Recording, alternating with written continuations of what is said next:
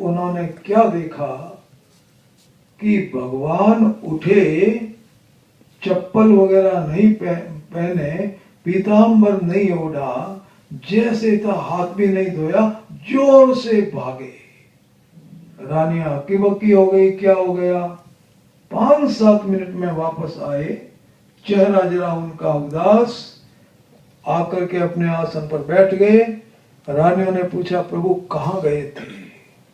बताया नहीं। बोले भोजन करना है। भोजन चालू हुआ, 3-4 मिनट के बाद कोई ग्रास ऐसे ऐसे उठा करके मुंह की तरफ ला रहे थे, वो वहीं गिर गया, हाथ से गिर गया, फिर भागे। 5-7 मिनट में आए, चेहरे की उदासी बढ़ गई, बैठ गए। रानियों ने पूछा, प्रभु क्या बात है? बताया नहीं। तीसरी बार फिर ऐसा ही हुआ, चौथी बार फिर ऐसा ही हुआ। चौथी बार जब वो वापस आए तो उनकी आंखों में टप टप आंसू बह रहे थे। रानियों ने पूछा कि क्या बात है, आप क्यों भाग रहे हैं इस तरह से?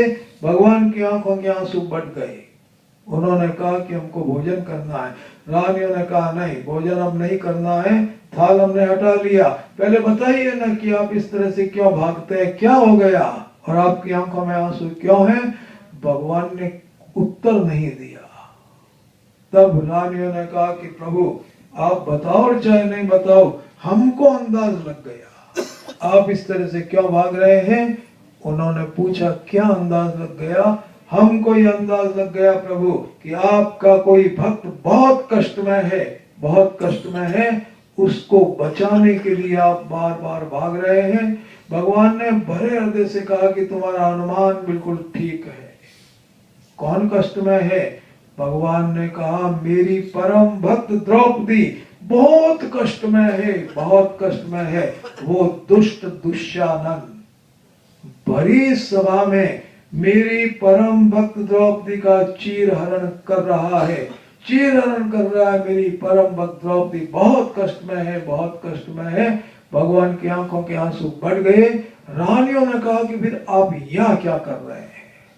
द्रौपदी कष्ट में है तो चाहिए ना, और द्रौपदी के लज्जा की रक्षा करो। भगवान ने आंसुओं के बीच में कहा, 4 बार गया था, क्या हो गया? ध्यान से सुनना, ध्यान से।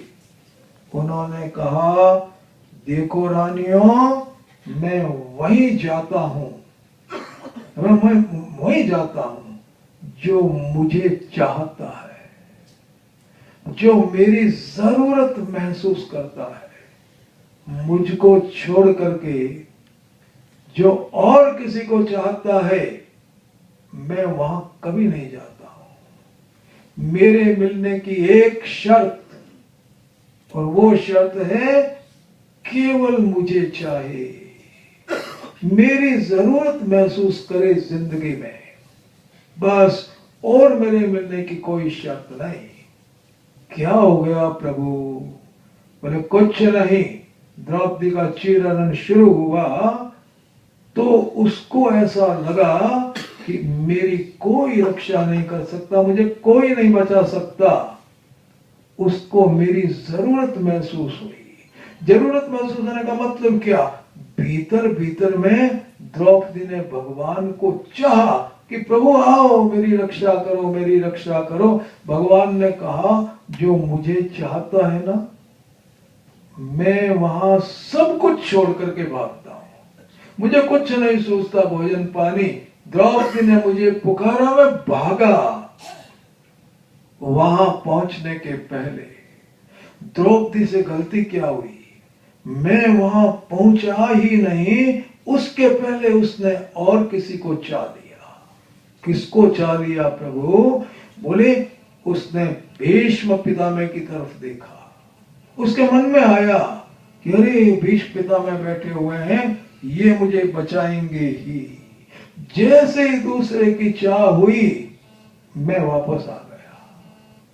भीष्म पितामह ने इशारा कर दिया कि बिटिया, इस समय मैं कुछ नहीं कर सकता। द्रौपदी ने दोबारा मुझे पुकारा, मैं भागा, लेकिन उसकी नजर अर्जुन पे पड़ गई। अर्जुन मुझे बचाएगा। चाह पैदा होते ही मुझे आना पड़ा। जब अर्जुन ने इशारा कर दिया कि मैं कुछ नहीं कर सकता, फिर मुझे पुकारा, फिर मैं गया, लेकिन द्रौपदी ने भीम की तरफ देख लिया। रानियों ने कहा जी ये रामलीला बंद करो, अब ये बताइए कि अब क्या हो रहा है वहां पर। देखो ध्यान से सुनना, बोले अभी भी वो मुझे नहीं चाहती है, मेरा भरोसा नहीं है उसको, उसने अपने साड़ी के पल्ले को हाथ से पकड़ रखा है। आपको ये शंका होगी, और इस शंका का उत्तर मैं भी दूंगा कि कोई इस तरह से हमको लूटने लगे तो क्या हम बचे नहीं, क्या हमारी शक्ति को नहीं लगाएं? इसका उत्तर है अवश्य लगाएं, बचें, ताकत लगाएं। लेकिन द्रौपदी ने जो गलती की वो गलती को नहीं करना। द्रौपदी से गलती क्या हुई अभी बताऊं आपसे। भगवान ने कहा कि उसने अपने साड़ी के पल्ले को अपने हाथ से पकड़ रखा है, मुझे कहां चाहती है। उसकी तो हाथ में चली गई सारा उसका ध्यान ज्ञान, मुझे तो भूल गई बिल्कुल। बस हाथ, मैं बचूंगी, मैं बचूंगी, मैं बचूंगी। तुम लोग कायर हो, बैठे हुए हो, मैं बचूंगी अपनी ताकत से, मैं बचूंगी अपनी ताकत से। उस समय परमात्मा की विस्मृति हो गई, सारा ध्यान उस हाथ में चला गया, भगवान की कहां चाह रही। एक झटका लगाया उसने, भैया जी वो हाथ से छूट गया पल्ला, दांत से पकड़ लिया। भगवान को कहा कि प्रभु अब क्या हो रहा है? बोले नहीं जा सकता मैं, मुझे कहां चाहती है, मेरी कहां जरूरत है उसको, मुझे तो भूली हुई बैठी हुई है। उसने अपने साड़ी के पल्ले को अपने दांत से पकड़ रखा, मैं नहीं जा सकता, नहीं जा सकता। रानियां रो रही है, प्रार्थना कर रही है, गिड़गिड़ा रही है कि प्रभु जाओ, उसके लज्जा की रक्षा करो। भगवान रो रहे हैं और कह रहे हैं कि मैं रो लूंगा, मैं देख लूंगा उसको, लेकिन मैं जा नहीं सकता। मेरी केवल एक ही शर्त है, जो मेरी जरूरत महसूस करता है, जो केवल मुझे चाहता है रानियों, मैं वही जाता हूं। अब बातचीत हो रही है, महाराज जाओ जाओ जाओ। भगवान कह रहे जा नहीं सकता, कैसे जाऊं, वो मेरी जरूरत नहीं महसूस कर रही है। एक अंतिम झटका लगाया उसने, महाराज वो साड़ी का पल्ला दांतों से छूट गया, और उसके छूटते ही द्रौपदी के मन में आया कि अब मेरी रक्षा करने वाला कोई नहीं। द्रौपदी के सारे बाहरी सहारे टूट गए, और तब उसके मन में एकमात्र परमात्मा की जरूरत महसूस हुई। हे परमात्मा, अब मुझे कोई नहीं बचा सकता। भगवान को पुकारा। शास्त्रों में ऐसा लिखा हुआ बताते हैं कि आधा ही नाम ले पाई, हे कृष्ण। इतना बोलते ही भगवान वहां से अंतर्ध्यान, साड़ी के रूप में भगवान का अवतार हो गया। द्रौपदी के लज्जा की रक्षा हो गई। भोले भाले भाई बहन ऐसा सोचते हैं कि आधे नाम से भगवान चले गए। अरे आधा नाम तो ऊपर से लिया गया, भीतर में क्या था उसके? भीतर में था एकमात्र परमात्मा की जरूरत महसूस होना, और सारी जरूरतें खत्म हो गई। किसी की कोई जरूरत उसे महसूस नहीं हुई, भगवान चले गए। मैं कहना आपसे ये चाहता हूं कि एक तो उसका उत्तर दे दूं आपको कि द्रौपदी की गलती क्या हुई। द्रौपदी ने दांतों से पकड़ लिया, हाथ से पकड़ लिया, ये गलती नहीं है। अरे बचना है, अपने को सहारा लेना है। लेकिन द्रौपदी से गलती ये हो गई कि जिस समय उसने हाथ से पकड़ा साड़ी के पल्ले को और दांत से पकड़ा, उस समय भगवान को भूल गई। द्रौपदी को यह कहना चाहिए था, दुशानन जानता है इस हाथ में किसकी शक्ति है? अरे ये मेरा हाथ नहीं है, ये मेरे प्रभु का हाथ है, इसमें मेरे प्रभु की शक्ति है। बोल तो क्या कर सकता है, ठीक हो जाता काम। यही गलती दांतों के समय हो गई। भगवान हनुमान जी गए लंका में, सुंदरकांड में आता है, बार बार रघुवीर संभारी, कहीं भूले नहीं भाई जी, कहीं नहीं भूले। परमात्मा की स्मृति साथ में रही और साथ में ये रहा कि प्रभु मैं कुछ नहीं कर रहा हूँ, सब काम आप मुझसे करवा रहे हैं, आपकी शक्ति है, सफलता मिल गई उनको। मैं निवेदन आपसे ये करना चाहता हूँ कि जिंदगी में किसी भी तरह की कोई इच्छा यदि रह गई तो फिर एक बार से भगवान नहीं आएंगे। फिर ये माना जाएगा कि आप भगवान को भी चाहते हैं और संसार को भी चाहते हैं। ध्यान से सुनना, ध्यान से। केवल 3 ही चीजों को लेकर के आदमी की इच्छा रहती है, केवल 3 चीज। पहली चीज है आपका शरीर, और दूसरी चीज है आपकी पत्नी, आपके पति, आपके बच्चे, आपके नजदीक के परिवार के सदस्य, और तीसरी चीज भाई जी कुछ नहीं, आपके पास लाख, 2 लाख, करोड़, 2 करोड़, 2-4 अरब का जो रुपया पैसा धन संपत्ति है, बस ये तीसरी चीज।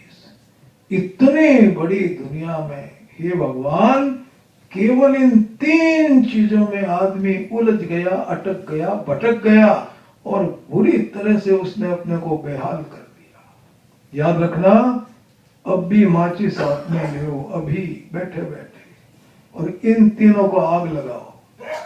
लगा मत देना वहां घर जाकर।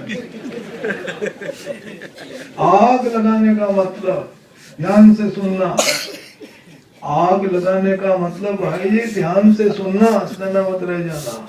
आग लगाने का मतलब है इन तीनों से किसी भी प्रकार की कोई इच्छा नहीं रखना, न शरीर से, न परिवार जनों से, न सामान और संपत्ति से।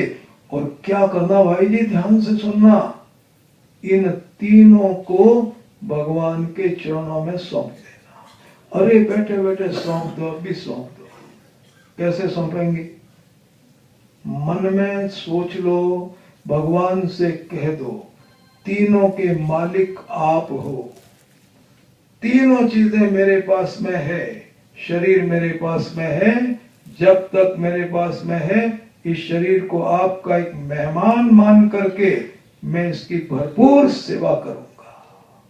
शरीर की सेवा करनी है, परमात्मा का मेहमान मान करके। ये पति पत्नी, माता पिता, भाई बहन, बच्चे बच्चे मेरे पास में है, इन सब को मैं आपका साक्षात स्वरूप मानूंगा और अपनी तरफ से मैं इनको सुख सुविधा, सम्मान, प्रेम और प्रसन्नता दूंगा। और तीसरी बात, भगवान से कह दो कि आपने मुझे जो सामान संपत्ति दिया है, इस सामान संपत्ति को आपका सामान संपत्ति मान करके अच्छी तरह से संभाल करके रखूंगा, इसका सदुपयोग करूंगा। और चौथी बात, भगवान से कह दो, आपने मुझे जो भी काम धंधा दिया है, घर का काम, नौकरी का काम, दुकान का काम, उस सारे काम को मैं आपका काम समझूंगा और पूरा समय, शक्ति, बल, बुद्धि, योग्यता लगा करके पूरी सावधानी से करूंगा। और उसके बाद देव भगवान को छुट्टी, अपना कर्तव्य करने के बाद में भगवान को छुट्टी दो। ये छुट्टी देना ही इच्छा को छोड़ना है। कैसे छुट्टी देवे? ध्यान से सुनना, भगवान से कह दो कि प्रभु ये शरीर है, इस शरीर को आप जहां रखना चाहते हैं वहां रखो, जब तक रखना चाहते हैं तब तक रखो, जैसा रखना चाहते हैं वैसा रखो। यदि आप इस शरीर को रोगी रखना चाहते हैं, रोम रोम में कैंसर पैदा करो। यदि आप इस शरीर को निरोग रखना चाहते हैं, निरोग रखो। सुख सुविधाओं के बीच में रखना चाहते हैं, सुख सुविधाओं के बीच में रखो, महलों में रखो। और यदि आप इस शरीर को असुविधाओं के बीच में रखना चाहते हैं, असुविधाओं के बीच में रखो। इस शरीर को आप सम्मानित अवस्था में रखना चाहते हैं, खूब सम्मान कराओ। और अपमानित अवस्था में रखना चाहते हैं तो सारे ब्रह्मांड से इसका अपमान कराओ। इस शरीर को जिंदा रखना चाहते हैं, जिंदा रखो, और खत्म करना चाहते हैं, अभी खत्म करो। इसको कहते हैं आग लगाना। मेरी कोई इच्छा नहीं है, जैसी आपकी इच्छा वैसा करो। क्या परेशानी हो गई आपको? और ऐसी छूट पति के बारे में, पत्नी के बारे में, बच्चों के बारे में देनी है। इस पति को जिंदा रखना है, जिंदा रखो। आप जिंदा रखेंगे तब तक मैं इस पति को आपका साक्षात स्वरूप मान करके इसको प्रेम दूंगी, इसकी सेवा करूंगी। और यदि आपकी इच्छा यह है कि यहां से अंतर ध्यान हो जाना चाहिए, चला जाना चाहिए, इसकी मौत हो जानी चाहिए, अभी मार दो। इसको कहते हैं छूट देना। इसी तरह की बात बेटे के संबंध में, पत्नी के संबंध में, और आपके जो नजदीक के संबंधी हैं जिन्होंने आपको बड़े जोर से आपने पकड़ रखा है, उनको कोई हाथ पैर से नहीं पकड़ा है, कामना से पकड़ रखा है। जिंदा ही रहना चाहिए, ऐसा ही होना चाहिए, ऐसा नहीं होना चाहिए। अरे राम, आपके हाथ में कुछ भी नहीं है भाई जी। यदि आप इस तरह की बात मन में रखेंगे और उसकी विरुद्ध कुछ हो गया, पागल हो जाएंगे। मैं कहता हूं करोड़ों रुपए होने के बाद भी आपको पागल खाने जाना पड़ेगा, मर जाओगे, जिंदे मर जाओगे। अभी छोड़ना इन सबको। छोड़ने का मतलब है परमात्मा को सौंप देना। यदि आप भगवान को मानते ही हैं तो फिर इनको भगवान को सौंप